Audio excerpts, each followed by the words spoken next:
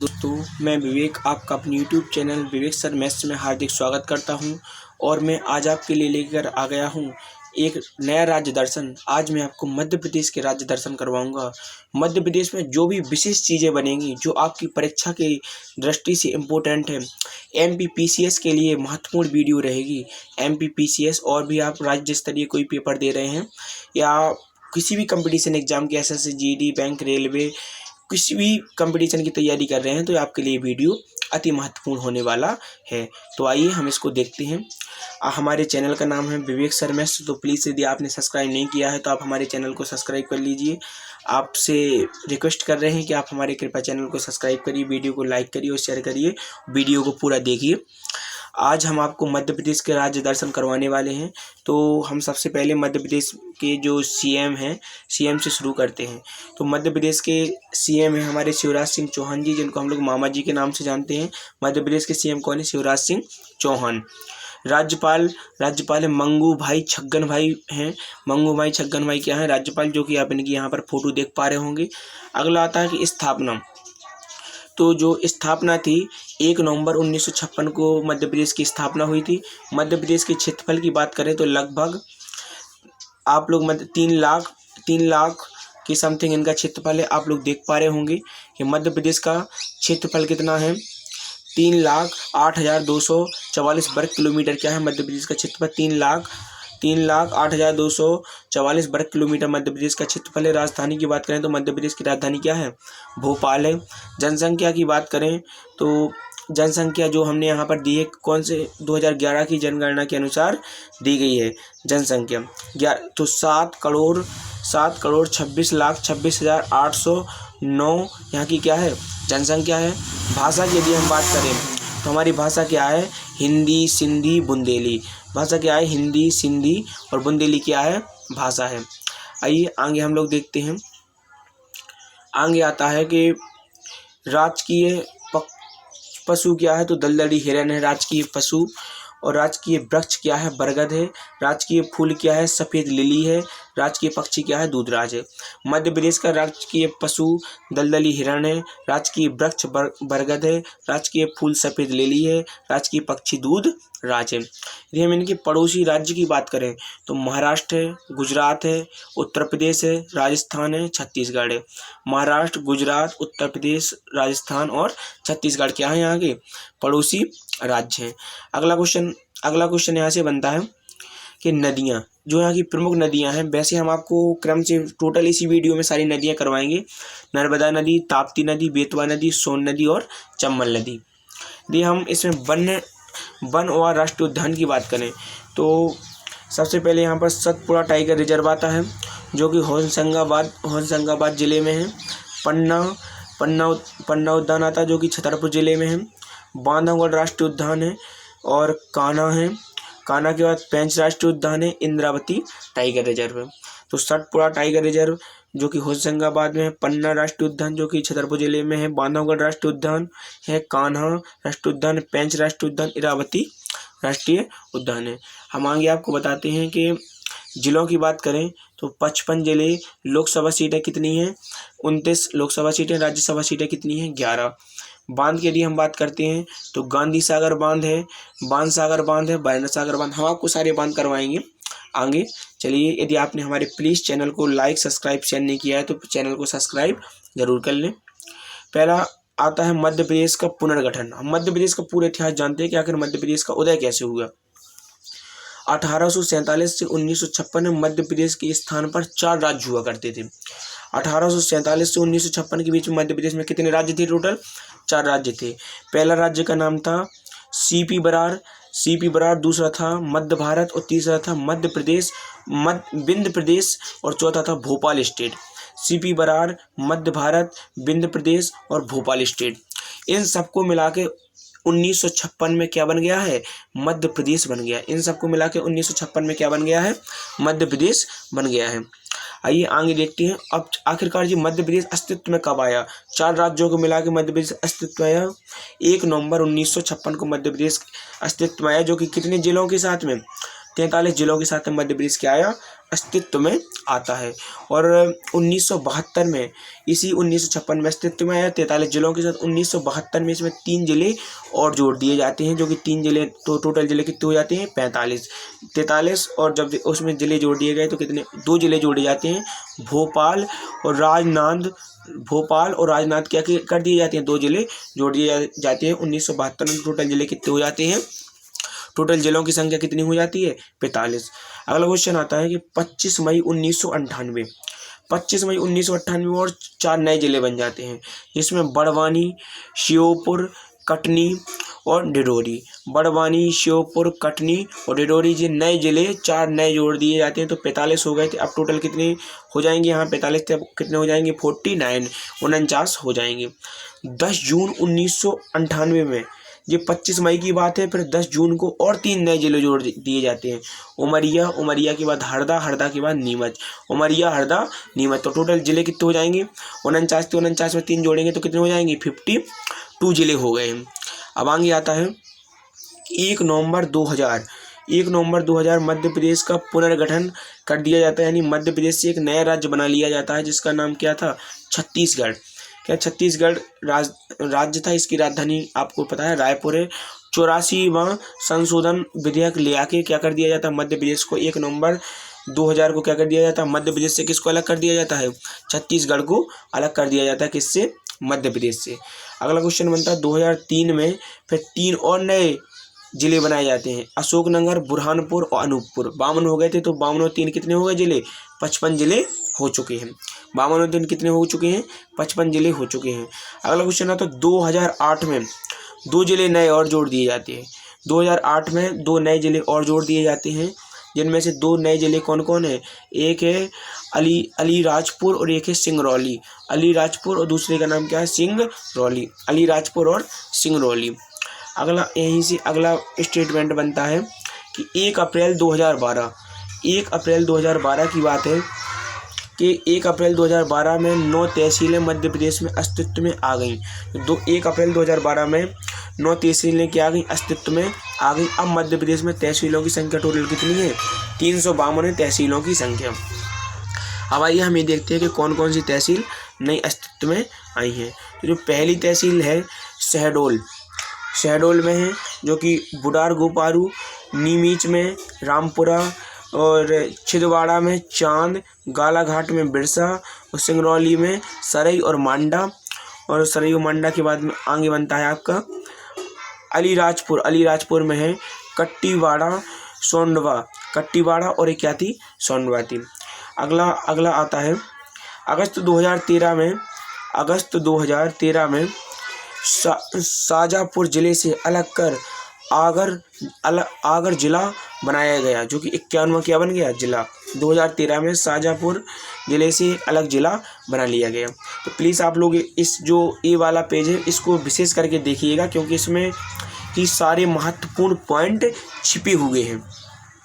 आइए हम बिल्कुल जस्ट 10 वन लाइनर और मध्य प्रदेश इन हिंदी, इनके बिल्कुल मध्य प्रदेश को 10 क्वेश्चनों के माध्यम से जान लेते हैं। क्या बनता है, मध्य प्रदेश मध्य भारत का एक राज्य है। मध्य प्रदेश कहाँ का राज्य है, मध्य भारत का राज्य है। मध्य प्रदेश का पुनर्गठन 1 नवंबर 1956 को हुआ था। हमने आपको बताया था कि 4 राज्यों को मिला के मध्य प्रदेश का गठन हुआ था। मध्य प्रदेश की राजधानी कहाँ पर है, भोपाल में है। और सबसे बड़ा शहर क्या है, इंदौर, जो कि सबसे स्वच्छ शहर भी है भारत का, वो क्या है, इंदौर है। आगे आता है कि मध्य प्रदेश क्षेत्रफल के हिसाब से दूसरा सबसे बड़ा राज्य, मतलब पहले नंबर पे कौन है, पहले नंबर पे आता है राजस्थान, जहाँ के सीएम कौन है, अशोक गहलोत जी हैं। पहले नंबर पे आता है राजस्थान और दूसरे नंबर पे क्या है, मध्य प्रदेश है। तीसरे नंबर पे है महाराष्ट्र, चौथे नंबर पे क्या है, उत्तर प्रदेश। अगला क्वेश्चन बनता है, इसकी राज्य भाषा की बात करें तो हिंदी है। राज्य भाषा क्या है, हिंदी। नर्मदा नदी मध्य प्रदेश की सबसे लंबी क्या है, नदी। हम आपको आगे नदियाँ भी पढ़ाएंगे। अगला आता है कि मध्य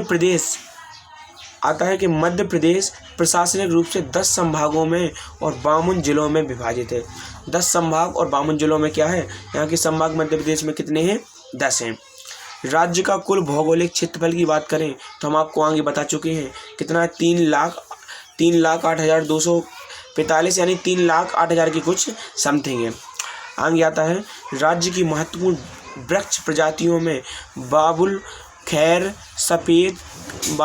सफ़ेद खैर आदि शामिल है। बाबुल खैर और सफ़ेद खैर आदि शामिल है।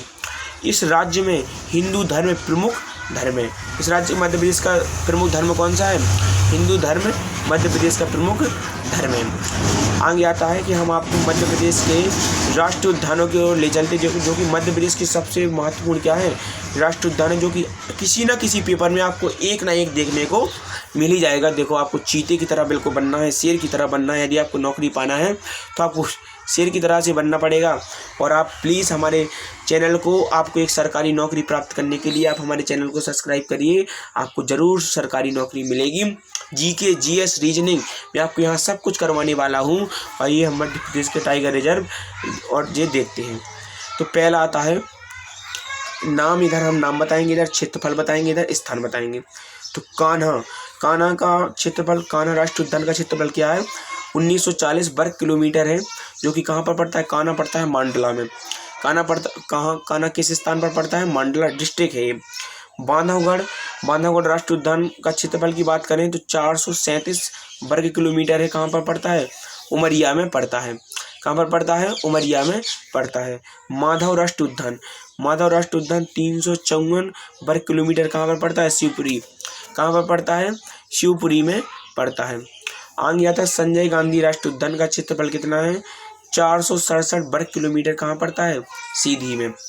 वन विहार राष्ट्रीय उद्यान 4.45 किलोमीटर है। कहाँ पर पड़ता है? भोपाल में।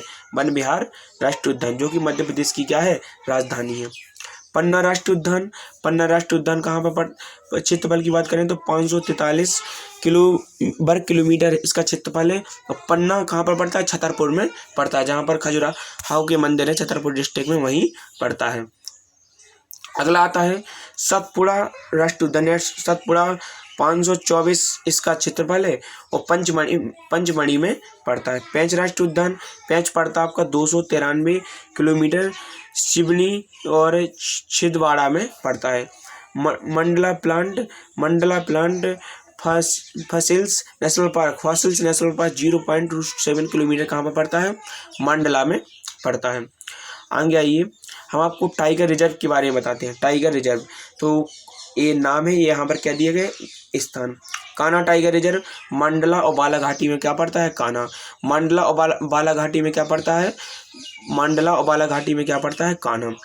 अगला आता है पेंच टाइगर रिजर्व कहाँ पर पड़ता है? सिवनी और छिंदवाड़ा में। पेंच टाइगर रिजर्व सिवनी और छिंदवाड़ा में पड़ता है। बांधवगढ़ टाइगर रिजर्व कहाँ पर पड़ता है? उमरिया में। बांधवगढ़ टाइगर रिजर्व कहाँ पर पड़ता है? उमरिया में। अगला आता है पन्ना टाइगर रिजर्व कहाँ पर पड़ता है? पन्ना यानी छतरपुर डिस्ट्रिक्ट में। सतपुड़ा टाइगर रिजर्व कहाँ पड़ता है? होशंगाबाद में। सतपुड़ा टाइगर रिजर्व कहाँ पर पड़ता है? होशंगाबाद में। आता है संजय डुबरी टाइगर रिजर्व कहाँ पड़ता है? सीधी जिला सिंगरौली में। सीधी जिला कहाँ पर पड़ता है? सिंगरौली में। आइए हम इसको थोड़ा सा जूम कर लेते हैं।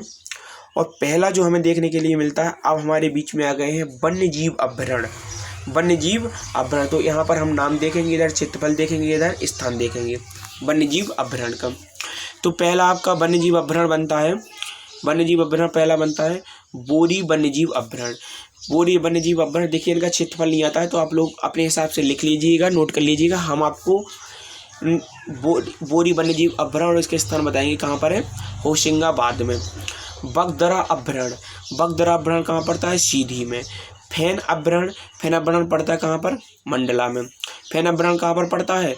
मंडला में। और जो घाटी गांव अभ्यारण्य पड़ता है कहाँ पर? ग्वालियर में। घाटी गांव अभ्यारण्य कहाँ पर पड़ता है? ग्वालियर में घाटी गांव अभ्यारण्य पड़ता है। आइए आगे देखते हैं।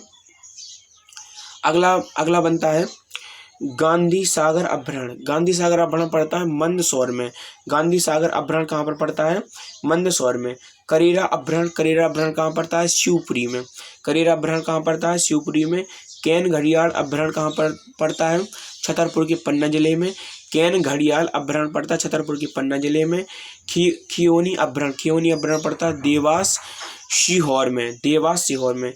खियोनी अभ्यारण्य पड़ता है देवास सीहोर में। अगला आता है अगला पड़ता है नरसिंहगढ़ अभ्यारण्य। नरसिंहगढ़ अभ्यारण्य कहाँ पर पड़ता है? राजगढ़ में। नरसिंहगढ़ अभ्यारण्य कहाँ पर पड़ता है? राजगढ़ में। राष्ट्रीय चंबल अभ्यारण्य, राष्ट्रीय चंबल अभ्यारण्य पड़ता है मुरैना में। राष्ट्रीय चंबल अभ्यारण्य कहाँ पर पड़ता है? मुरैना में। और नौरादेही वन्यजीव अभ्यारण्य, नौरादेही वन्यजीव अभ्यारण्य कहाँ पड़ता है? सागर में। कहाँ पर पड़ता है? सागर में। पंचमढ़ी अभ्यारण्य कहाँ पर पड़ता है? होशंगाबाद में। पंचमढ़ी अभ्यारण्य कहाँ पर पड़ता है? होशंगाबाद में। आगे आता है पनपथा अभ्यारण्य। पनपथा अभ्यारण्य कहाँ पर पड़ता है? शाहडोल में। पनपथा अभ्यारण्य कहाँ पर पड़ता है? शाहडोल में। कूनो वन्यजीव अभ्यारण्य पड़ता है मुरैना में। कूनो वन्यजीव अभ्यारण्य कहाँ पर पड़ता है? मुरैना में। और रातापानी अभ्यारण्य रायसेन में। रातापानी अभ्यारण्य कहाँ पर पड़ता है? रायसेन में। संजय डुबरी वन्यजीव अभ्यारण्य कहाँ पर पड़ता है? सीधी में। अगला आता है सिंघौरी अभ्यारण्य कहाँ पर पड़ता है? रायसेन में। सोनगढ़िया अभ्यारण्य कहाँ पर पड़ता है? सीधी में। सरदारपुर अभ्यारण्य कहाँ पर पड़ता है? थार में। सलोना अभ्यारण्य कहाँ पर पड़ता है? रतलाल में।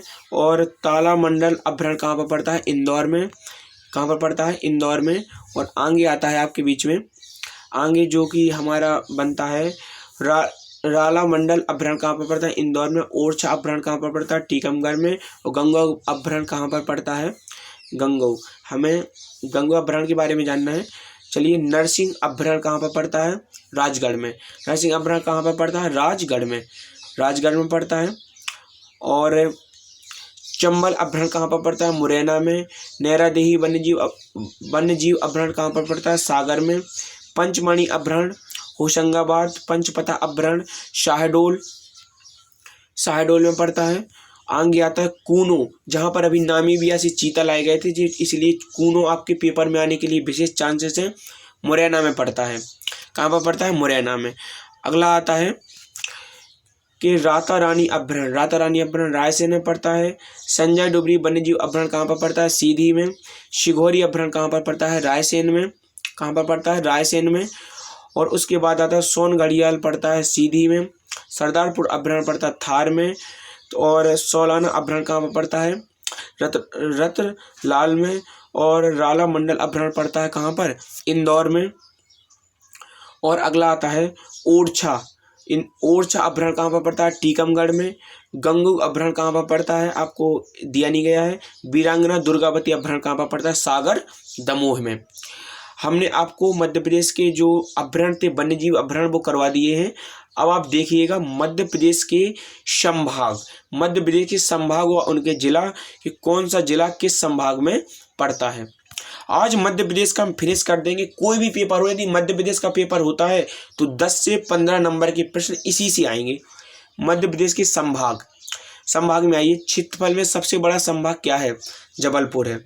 और क्षेत्रफल में सबसे छोटा संभाग क्या है? चंबल। क्षेत्रफल में सबसे बड़ा संभाग क्या है? जबलपुर। और सबसे छोटा संभाग क्या है? चंबल। जनसंख्या में सबसे बड़ा संभाग क्या है? इंदौर। जनसंख्या में सबसे बड़ा संभाग क्या है? इंदौर। और सबसे छोटा संभाग, जनसंख्या में सबसे छोटा संभाग क्या है? नर्मदापुरम होशंगाबाद। बड़ा जिला, क्षेत्रफल में सबसे बड़ा जिला क्या है? छिंदवाड़ा। और सबसे छोटा जिला क्या है? दतिया। छिंदवाड़ा सबसे बड़ा जिला है और सबसे छोटा जिला क्या है? दतिया। ग्वालियर साइड पड़ता है दतिया। आगे आता है जनसंख्या में सबसे बड़ा जिला इंदौर है और जनसंख्या में सबसे छोटा जिला क्या है? हरदा। ये आप लोग बिल्कुल नोट कर लीजिए। यदि आपने हमारे चैनल को सब्सक्राइब नहीं किया है तो प्लीज़ आप इसको सब्सक्राइब जरूर कर लीजिए।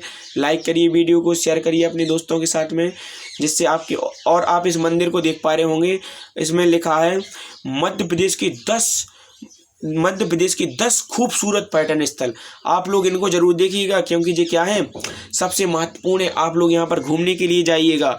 आप इससे पहले आप यदि नौकरी प्राप्त करना चाहते हैं MPPCS की, तो MPPCS तो ये आपके लिए इससे महत्वपूर्ण वीडियो कोई नहीं है। अभी मैंने पूरे YouTube चेक किया है, इससे आपको बेस्ट राज्य दर्शन की वीडियो कहीं नहीं डली मिलेगी YouTube चैनल की। मैं इस चीज़ का आपसे दावा करता हूँ।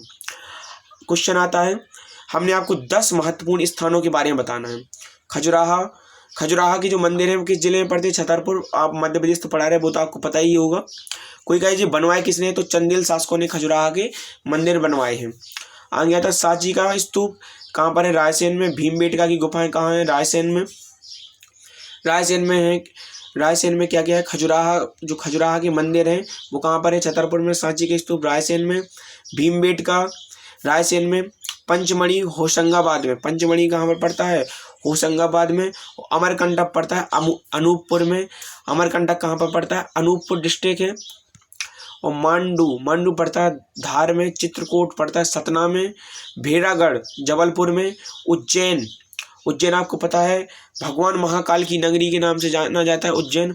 ओंकारेश्वर खंडवा। ओंकारेश्वर कहाँ पर पड़ता है, खंडवा में। नर्मदा नदी पर बांध है ओंकारेश्वर बांध।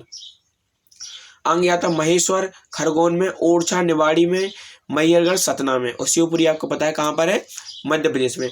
आइए, जो क्योंकि यहाँ से जो खजुराहा है, खजुराहा से एक ना एक क्वेश्चन बनता है, तो हमने खजुराहा के लिए आपके लिए विशेष ले लिया है।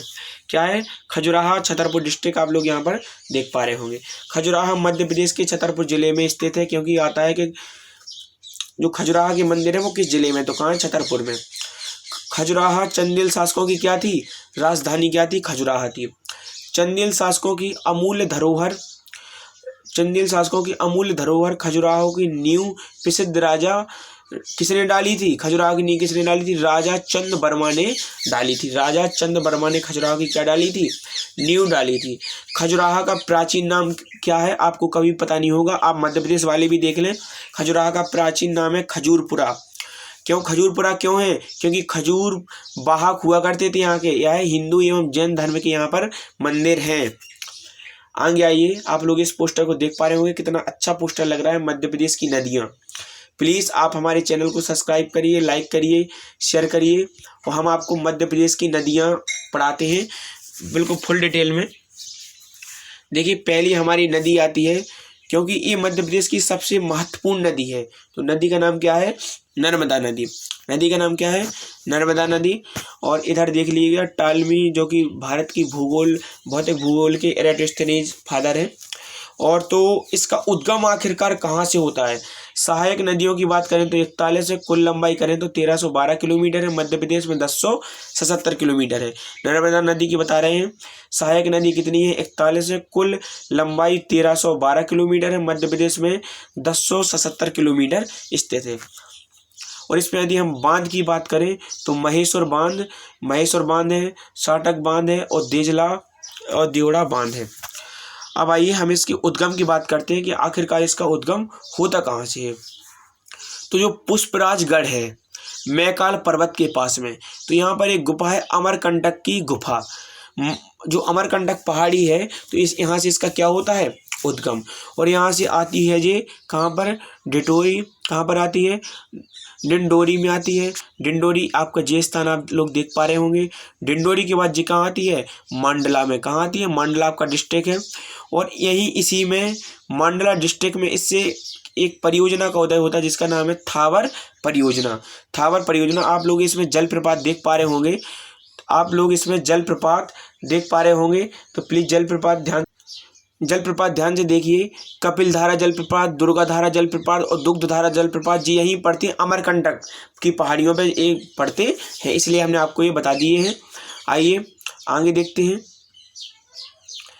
क्वेश्चन हमारा बनता है कि जो मंडला में हमने आपको बताई थी कि क्या है, थावर परियोजना है। हम लोग मंडला तक आ चुके थे।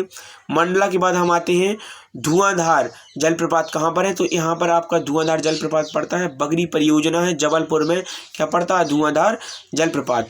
थोड़ी और यदि हम आगे आते हैं तो हमें ये दिखाई देता है रायसेन, जो कि हमने आपको अभी बताया, सांची के स्तूप रायसेन। तो रायसेन में ये नरसिंहपुर है।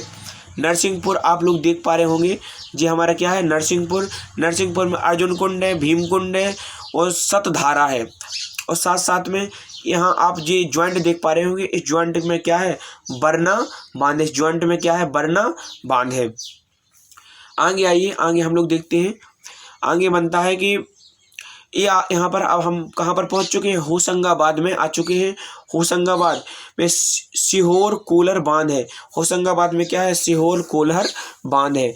और आगे आते हैं, तो यदि हम आगे आते हैं तो हमने आपको जी बता चुके हैं क्या, कि यहाँ पर अर्जुन कुंड, नरसिंहपुर में क्या क्या था, अर्जुन कुंड था, भीम कुंड था और सतधारा थी। आगे आइए, आगे आने के बाद में जी हमारा है हरदा। क्या है, हरदा। हरदा में हंडिया परियोजना कहाँ है, हरदा में। और ओमकारेश्वर परियोजना कहाँ पर है, यहाँ पर खंडवा में क्या है, ओमकारेश्वर परियोजना। ओमकारेश्वर परियोजना में मंदाता नदी जलप्रपात मंदाता है, और ददरी जलप्रपात है, सुक्ता बांध है, वो इंदिरा सागर बांध है। इसके बाद हम आ जाते हैं नेमारा। नेमारा के बाद खरगोन। खरगोन में आपको बहुत सारी चीज़ें देखने के लिए मिलती हैं। महेश्वर बांध के सादरगढ़ बांध और देजला बांध मिलता है। उसके बाद आ जाती है धार डिस्ट्रिक्ट में। धार डिस्ट्रिक्ट के बाद आती है झाबुआ में। झाबुआ के बाद बड़वाड़ी के बाद आते हैं महाराष्ट्र। अब हम मध्य प्रदेश से कहाँ पर प्रवेश कर चुके हैं, महाराष्ट्र में प्रवेश कर चुके हैं। तो हम लोग महाराष्ट्र में इसमें क्या क्या देखते हैं, सरदार सरोवर परियोजना देखते हैं, और जोवट परियोजना, आज़ाद देखते हैं। महाराष्ट्र यहाँ से आते हैं, भरूच गुजरात में आते हैं। गुजरात की आने के बाद हम लोग आखिरकार ये कहाँ गिर जाती है, खंबात की खाड़ी में गिर जाती है। उद्गम होता है कहाँ कर, अमरकंटक की गुफाओं से, वो मिल कहाँ जाती है, खंबात की खाड़ी में मिल जाती है। हमने आपको बिल्कुल मानचित्र की दृष्टि से आपको समझा दिया है कि उद्गम अमरकंटक की पहाड़ी मध्य प्रदेश से, बरगी बांध के बाद तया बांध, इंदिरा सागर परियोजना, ओंकारेश्वर परियोजना, महेश्वर परियोजना, मान परियोजना, और जोवट बांध के बाद सरदार सरोवर बांध, और खंबात की इस खाड़ी में क्या होती है, गिरती है। अमरकंटक से महाराष्ट्र से आते हुए गुजरात में आने के बाद में कहाँ गिर जाती है, खंबात की खाड़ी में गिर जाती है। जी हमारी नदी घाटी परियोजना थी, जो कि हमने आपको बता दी है। अब और विस्तार से जानने के लिए आइए हम इसको देखते हैं। अब हमने आपको अभी नक्शे के माध्यम से बता दिया, अब आपको एक एक नदी के बारे में बताएंगे क्रमशः। जी हमारी क्रम संख्या दी गई है, नदी नाम क्या है, नर्मदा। लंबाई की बात करें तो हम आपको बताई थी 1312 किलोमीटर है, लेकिन मध्य प्रदेश में कितनी है, 1077 किलोमीटर है। उद्गम स्थल देखते हैं, तो उद्गम स्थल कहाँ है, अमरकंटक जिला अनूपपुर। अमरकंटक के जिला अनूपपुर में इसका क्या है, उद्गम में अवसान, मतलब कहाँ गिरती है, बंगाल की खाड़ी में, गुजरात में, अरब सागर में गिर जाती है। सहायक नदी की बात करें तो सहायक नदी है हिरन, तिंदौली, बनास, चंद्रकेसर, कानर, बरना, तवासेर, शक्कर और मान। जी क्या है यहाँ की नदी है। अब इस पर जलप्रपात, इसके महत्वपूर्ण जलप्रपात हैं जो कि किसी न किसी पेपर में पूछे ही जाते हैं।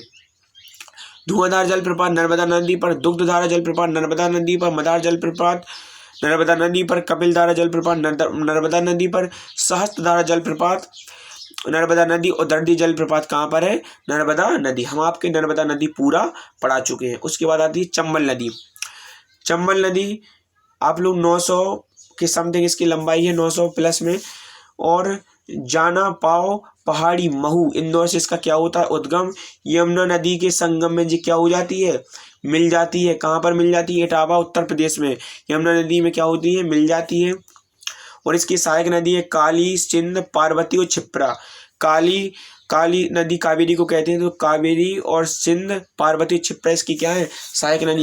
ये वही क्षिप्रा नदी है जिसके किनारे क्या बसा हुआ है, उज्जैन बसा हुआ है। और आती है, सॉरी उज्जैन नहीं, क्षिप्रा नदी के किनारे क्या बसा, आप लोग हमें कमेंट करके बताइएगा।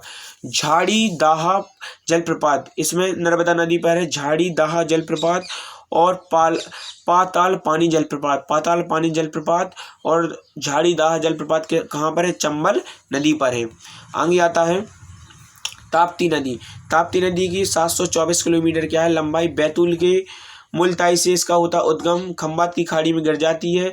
और पूर्णा शिवा बोरी इसकी क्या है, सहायक नदी है। आगे बनता है कि सोन नदी की 780 किलोमीटर लंबाई है, अनूपपुर जिले से उद्गम होता है। उत्तर प्रदेश में सोनभद्र से में मिल जाती है, जहाँ पर जोहिला गोपद है। आगे आता है, पांचवी आती है बेतवा नदी की 480 किलोमीटर लंबाई है, रायसेन के कुमारागो से इसका उद्गम होता है। यूपी हमीरपुर में यमुना में मिल जाती है, कौन, बेतवा।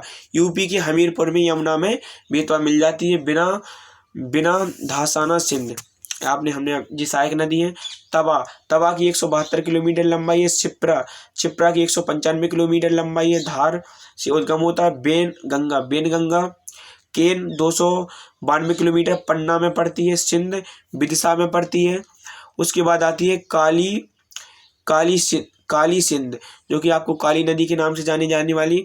आगे आती है सक्कर नदी, वर्धा, बैतूल, कुंवारी जिस शिवपुरी में पड़ती है, पार्वती पारा और कुनू, धसान रायसेन, आपने धसान नदी तो सुना होगा, टोंस या तमसा, सतना, माही।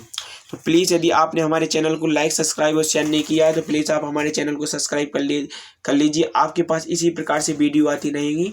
और हमने जो आपके पास साइंस के पार्ट 1 और पार्ट 2 डाला था, आप उसको जाके ज़रूर देख लें। बहुत बहुत धन्यवाद।